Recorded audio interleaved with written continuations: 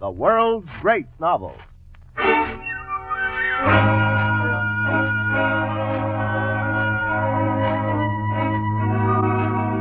The NBC University of the Air presents the first episode in its four-part dramatization of Thomas Hardy's powerful and somber story of Wessex country life, The Return of the Native, another in its series of books that live, the world's great novels.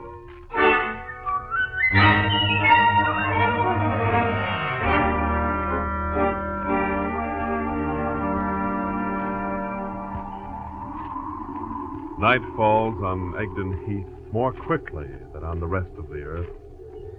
The vast tract of unenclosed wild seemed by the very darkness of its face to add a half hour to evening, and the rounds and hollows of its lonely waste to rise up and meet the gloom. Across the vastness of the heath there stretched an ancient road, and along this, in the twilight of an afternoon in early November, there moved a slow vehicle drawn by two shaggy ponies. The driver walked beside his van, a young man who would have been handsome, except for the fact that he, like the van, was completely stained, clothes and skin, with a deep, bright red color. Had any of the Heath folk approached him, they would have known the meaning of this. He was a reddleman, one who traveled about supplying farmers with the reddle for dipping their sheep, an occupation which brought him a well-lined purse and yet isolated him from all men by reason of the strange brand of his trade. Presently, as he watched, the face of the evening was changed, for one by one, in all directions, bonfires were springing up, the traditional fires of the 5th of November, built by the men and boys of every hamlet on Egdon. They blazed from one horizon to the other, reached into the sky, and died, save one, which burned on, clear and quiet like a signal light. But of that fire, more later. For now, the reddleman made his way along the road towards the point where a light shone from the window of the inn known as the Quiet Woman.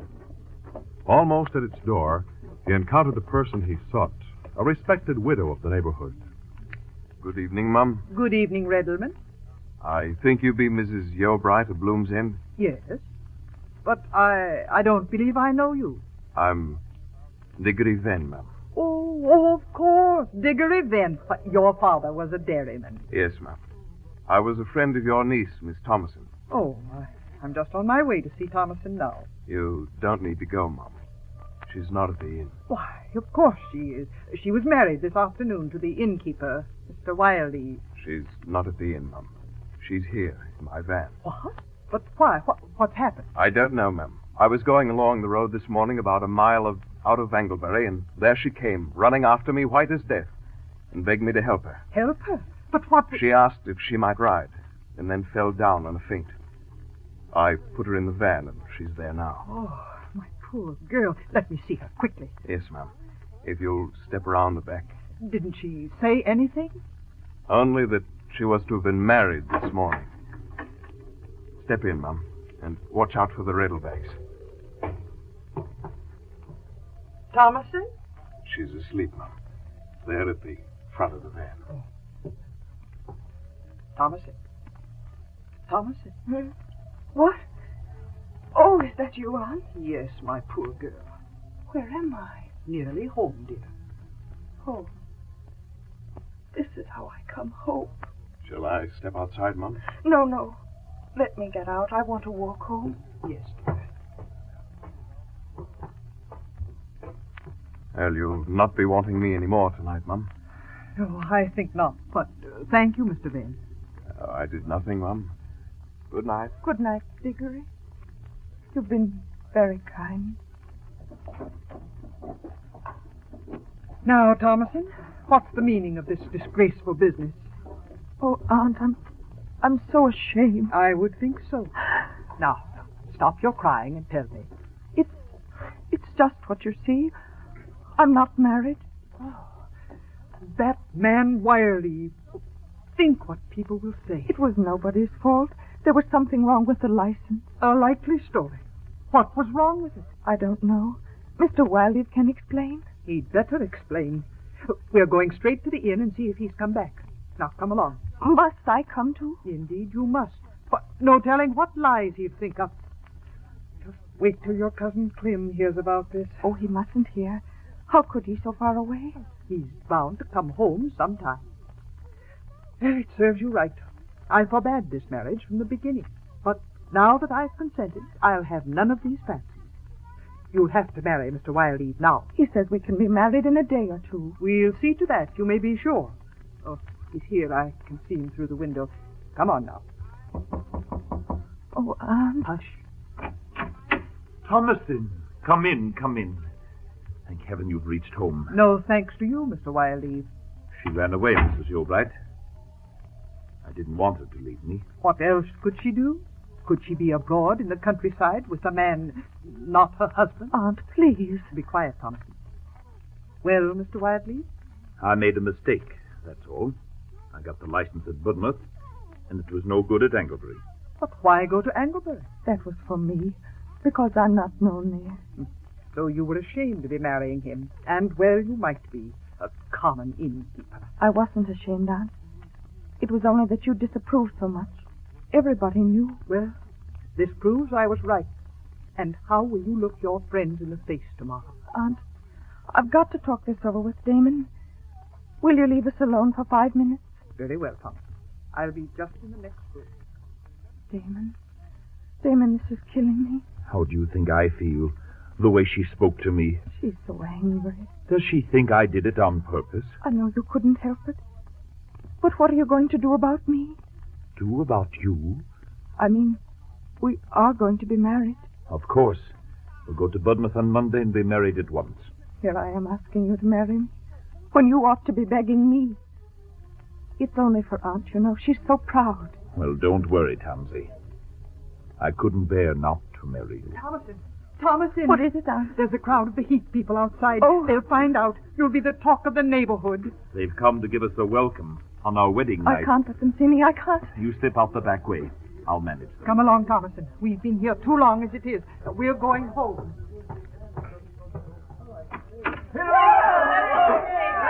Welcome, neighbors. Welcome.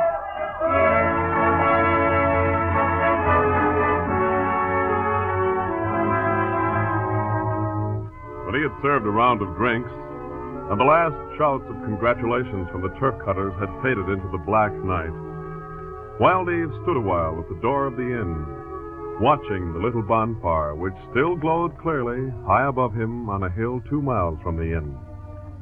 And at last he took his hat and set off rapidly in the direction of the signal. The wind and the shaggy wild ponies which inhabit the heath had another companion that night. This was a girl who came many times to the pivot of the circle of Heath country, the great hill known as Rainbarrow, to watch the light in the window of the quiet woman. When she left her vigil, it was to cross the 1.5 miles to Mistover Nap, where the little fire was burning beside a lonely house, the house of an old retired seaman, Captain Vi. The fire was tended by a little boy who sat on a corner of the bank near the house and wearily, every now and then, tossed a stick of wood into the blaze. As the girl approached him, he looked up, the firelight glowing on his sleepy face. Miss Vi, might I go home now? Aren't you pleased with your bonfire, Johnny? There's nobody to play with me. I don't like biting by myself. No one's been here. You heard nothing. No, miss. You stay, sir. You stay, sir. Oh, Grandfather. You stay. And when are you coming indoors? I don't choose to come in yet. How can you be so childish, staying out with a bonfire so long, and wasting my best fuel, too? I promised Johnny a bonfire, and I want him to have a good one. Go on into bed, will you, Grandfather? All right, you stay, sir. I wish you'd come. Now, put on one more stick, Johnny. I'm going to walk along the path again. I'll be back soon. Miss! Hush. Did you hear a sound? I missed. I thought I heard a hop frog jump in the pool. You'd better go home now, Johnny. You've had enough fire for tonight. You told me the frog would jump, miss. Did you make him do it? I said to go now, Johnny. Here's a 6 I promised you. You had the best bonfire on the heath. Be off with you now.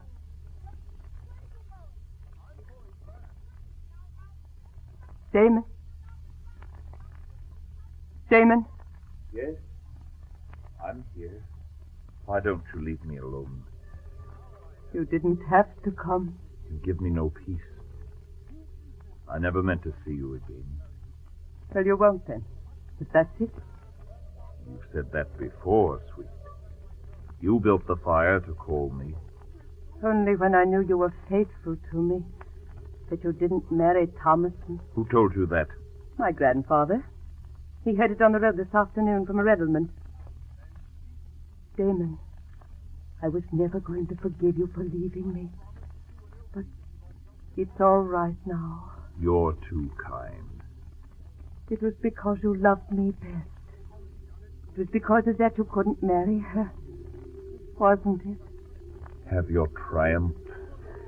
I'm still your slave if that's what you want. Oh, I don't know what I want. You've made me so unhappy. If you had married me at first... Is that what I was meant for? To bury myself in this wild place and be an innkeeper's wife? I should be the one to make those speeches, I think. Oh, never mind. It's only that I'm so miserable here. If only I could go home. This is your home now, remember? Not that I like it better than you. If I could go back to Budmouth. But it will be better now that you've come back to me. That's my purpose, is it? Don't make me sorry I called you, Damon. You're back. You must never leave me again.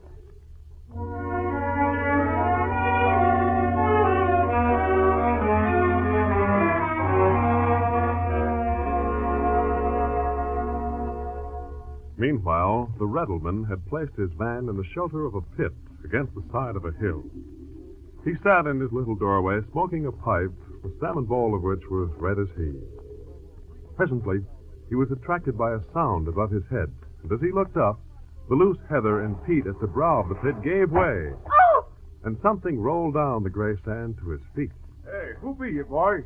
Johnny Nunsuch, master. You were watching me up there, were you? Yes, master. What for? I was coming from Miss Vi's bonfire. Now, come into the van and let me look at you. Please let me look at my sixpence. Huh? How did you come by that? Miss Vi gave it to me for keeping up her bonfire. Well, 'tis not far lost. There it is by my foot. Thank you, master.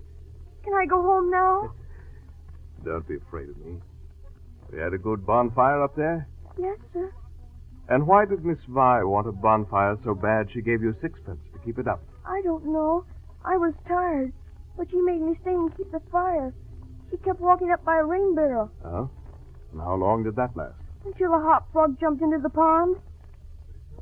Hop frogs don't jump into ponds this time of year. They do, 'cause I heard one. She told me I'd hear it, and I did. And what then? Then I came down here, but I was scared of you and I went back. But the gentleman was there, so I came on here again. A gentleman? Aye, and they were talking queer. What did she say to him, my man? Told him he didn't marry somebody else 'cause he liked his old sweetheart best. What's that? Aye, and he said he did like her best. And then what? Then he said he'd come to see her by rain barrel night times like he did before. Before? So that's the secret. Oh, master, please may I go home now? Aye, Johnny. To be sure you may. Come, I'll go a ways with you.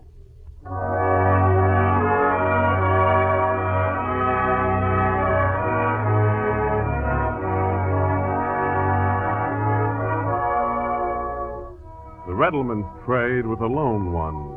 It was for its loneliness he had chosen it some 2 years before, when Thomason Yeobright had told him she'd have to look higher for a husband than Diggory Ben, dairy farmer. And now, determined that he must help her to be happy in the way she had chosen, he did not mind watching, alone, near the summit of Rain Barrel. For 6 nights he waited, in vain. But on the 7th he heard... I'm only trying to tell you... That perhaps it would be better if you married Thomason. Well, marry her. She's nearer to your position than I am. I'm simply saying that she's much worse off in this than you are. It was her own fault. She made you desert me. She ought to suffer for it. I don't want to desert you. I only wish Tamsy weren't such a good, little woman. Damon, tell me, was it perhaps not on my account at all that you didn't marry her? You want me to answer you? No. I can see. I had nothing to do with it. Not at first. How can I be in love with you? And I used to laugh at you for daring to look up to me. You punished me for that. It's curious. But I thought there was only one woman in the world. Now I find there are two. Perhaps more. Say what you like. You'll never forget me. You jumped to marry me. So I would. Damon, if I married you, would you take me out of this place, back to Budmouth? Anywhere. Why should we stay here? The heat. I hate it. Damon, perhaps I shall marry you, after all.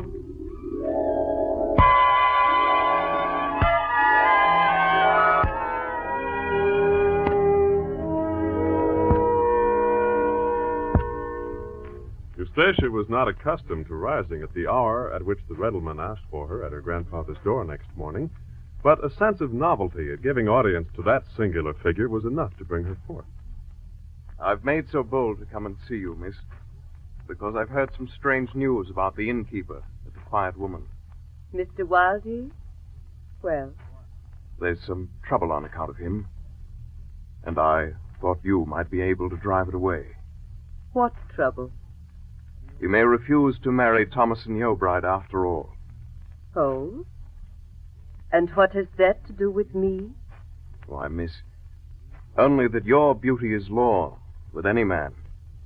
And if you might say a word to Mr. Wildey, he might marry Thomason and make her happy. But I'm up here away from him. How can I do what Thomason can't do herself? Why do you pretend you don't know him? He's beneath you and you're ashamed, is that it? What do you mean by that? I was at Rainbarrow last night, Miss Vi. What? I won't hear any more. But I must speak, miss. You could easily give up Mr. Wildeve. You wouldn't marry him anyway. But if Thomason loses him, she loses her character, too. I'm asking you to give him up. No, I won't. She came between us, and now that she's punished, she gets you to plead for her. She knows nothing about it. But people would say bad things if they knew you were meeting him. I've done nothing to her. He was mine before he was hers. You have wasted your time. I'll never give him up. Good day, Redelman.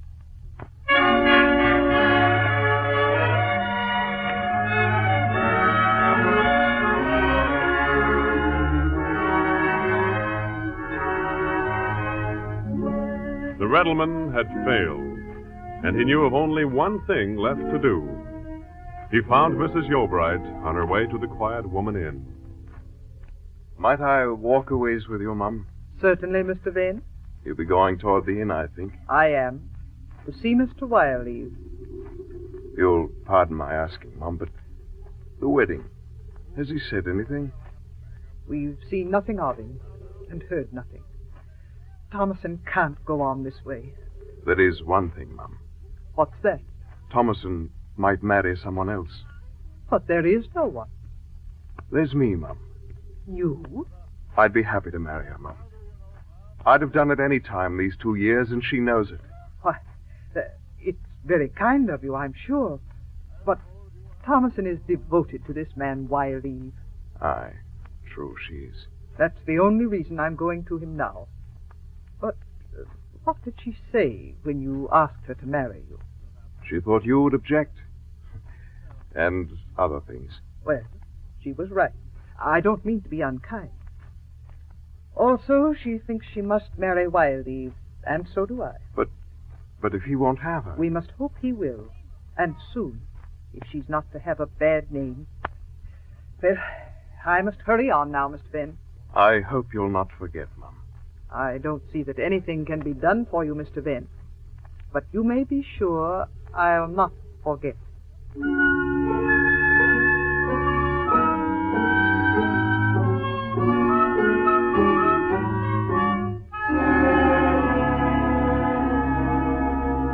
And Mrs. Yeobright went on her way to the inn.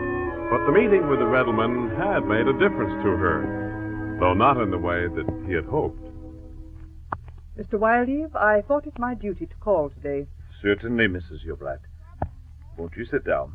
I have something to tell you, Mr. Wildeve, about Thomasin. Yes. It's about her future. I want to be fair to her. So do I. You've not shown it. But the thing is now that another man has come to me with an offer to marry her. Another man? Is it so surprising? Well, I haven't encouraged him yet, but I don't see how I can refuse him any longer. Who is the man? Someone who has loved her for a long time. He proposed to her once, and she refused it. Well? He has asked my permission to pay his addresses again. She may not refuse him twice. She never told me about any man. She's not a fool. Well, if she wants him, I suppose she must have him. Oh, it's not as easy as all that.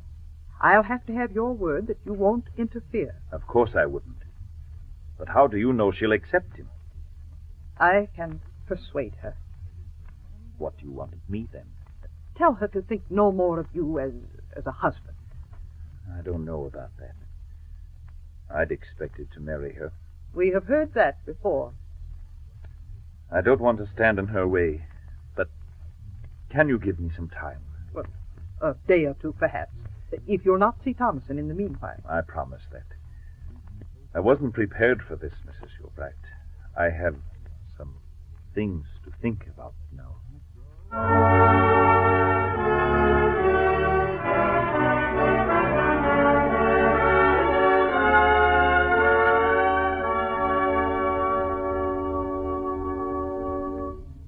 Why have you come so soon, Damon? What has happened? Things have come to a head, Eustacia. I've got to decide at once. Decide on what? I want to take you away from this place. Away? Why are you in such a hurry? It's simply that, well, there's nothing in our way now. What has caused this? This is Yeobright. She wants me to give up Thomas. Another man wants to marry her. So, you're no longer wanted. So it seems. That annoys you, doesn't it? You're slighted now. Well? So you've come to me because you can't get her. This is something new altogether. I wanted to take you away before. Remember? I can have you because she doesn't want you. This is too much. Well, darling, will you go? I don't know. I wish I hated the Heath less. Or loved you more. You loved me enough a month ago. And you loved Thomasin. And perhaps that was the reason. Huh? Well, I don't hate her now. But you can't get her. You've only come to me because I'm cheapest. No more of that. I want your answer. I want to get away from here. But I don't want to go with you. Come, decide. Not now. A week. Give me a week. I'll be waiting then at Rainbow. Yes. Good night. No, Damon. Don't touch me. Just go.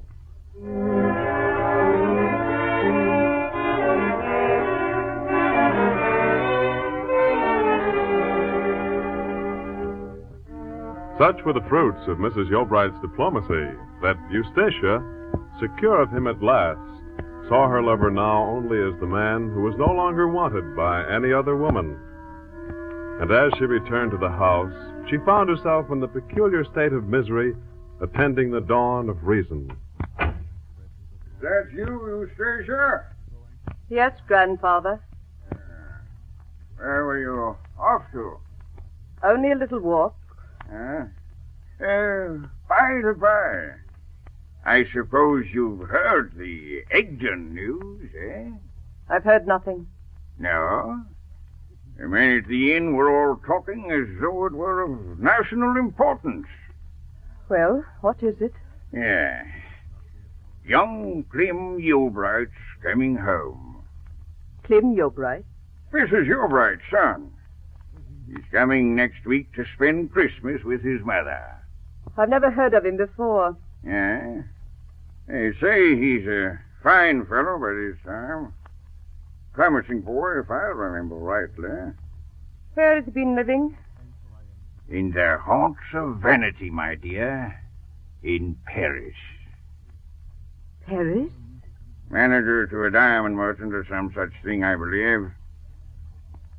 Paris? When is he coming, Grandfather? I told you, Eustacia, sometime next week. What can it matter to you?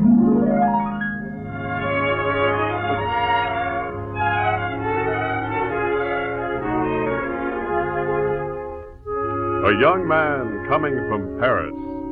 It was like a man coming from heaven. And to Eustacia, the colorless world has suddenly filled with imaginings, so that it seemed the most important thing in the world to walk every day toward Bloom's End. To stand on the hill, looking down at the thatched house behind the white palings. The house where a man was coming from the center of the fashionable world. The house where all thoughts, too, were on the arrival. Aunt, you won't tell Clem anything that's happened. You promised. I gave you my word. But he'll find out anyway. Now listen to me. Clem loved me once, and I won't have him pained with this. His own family.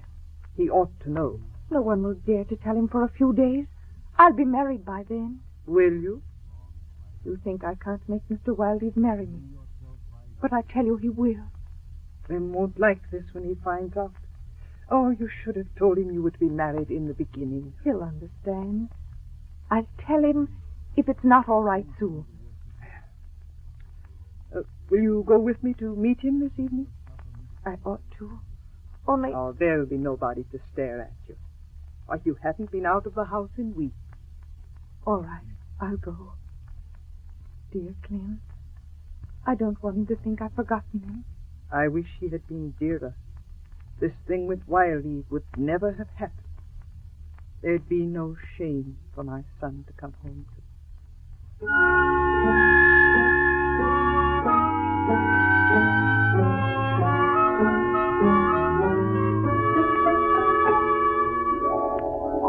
Within the confines of Egdon Heath are interwoven lives, emotions, hopes, and plans. And to his home and among these people, the native returns.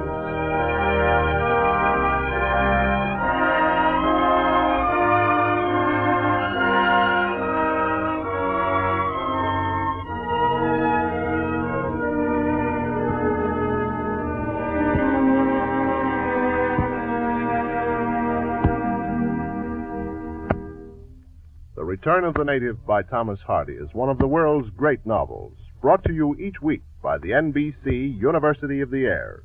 Listen next week to the second episode. Herbert Gorman's Handbook of the World's Great Novels is a valuable aid to enjoyment of these broadcasts. Just to World's Great Novels, Post Office Box 30, Station J, New York 27, New York.